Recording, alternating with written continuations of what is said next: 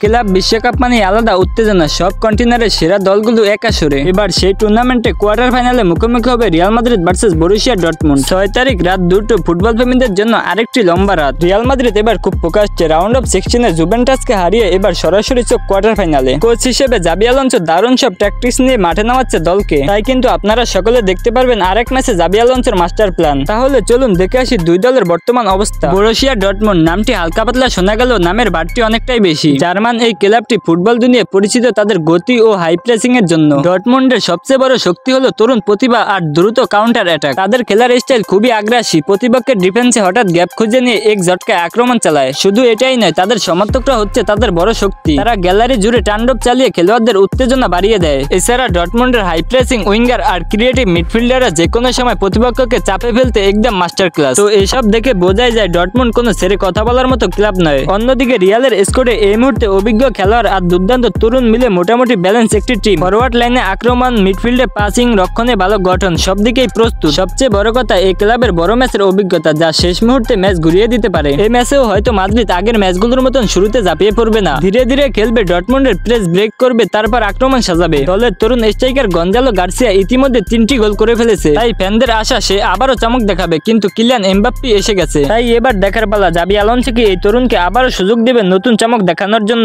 এছাড়া মিড থেকে ball control আর দ্রুত কাউন্টার অ্যাটাক করা, এই দুটো রিয়ালের প্রধান হাতিয়ার। আর ডিফেন্স মোটামুটি গোছানো, যেটা কোয়ার্টার ফাইনালে বড় ভূমিকা রাখবে। এই ম্যাচের বড় একটি অংশ মিডফিল্ড যুদ্ধ হবে, কে বল ধরে রাখতে পারবে, কে পেশার সামলাতে পারবে, সেখানেই ফারাক। যারা এই কাজ ভালোভাবে করতে পারবে তারা যাবে সেমিফাইনালে। শেষ পর্যন্ত হিসাব যা বলতেছে কোনো দলকে এগিয়ে রাখা যায় না, কিন্তু ফুটবলে অঘটন নতুন কিছু নয়। ডর্টমুন্ড যদি শুরুতে গোল করে ফেলে তখন কিন্তু রিয়ালকে অবশ্যই পস্তাতে হবে। দুইটি দলে ক্লাব বিশ্বকাপে 3টি করে জয় আর 1টি করে ড্র নিয়ে এসেছে, মানে ফর্মের দিক থেকে কেউ একেবারে দুর্বল নয়। তাই কিন্তু বলাই যায় নতুন করে ইতিহাস গড়তে চাইবে দু দলের প্লেয়াররাই। কে যাবে সেমিফাইনালে? রিয়াল কি আবারও আনবেটিন থাকবে, নাকি ডর্টমুন্ড লিখবে নতুন ইতিহাস? কমেন্টে লিখে জানান। আর আপনি যদি ফুটবলকে পছন্দ করে থাকেন তাহলে আমাদের চ্যানেলটাকে সাবস্ক্রাইব করুন।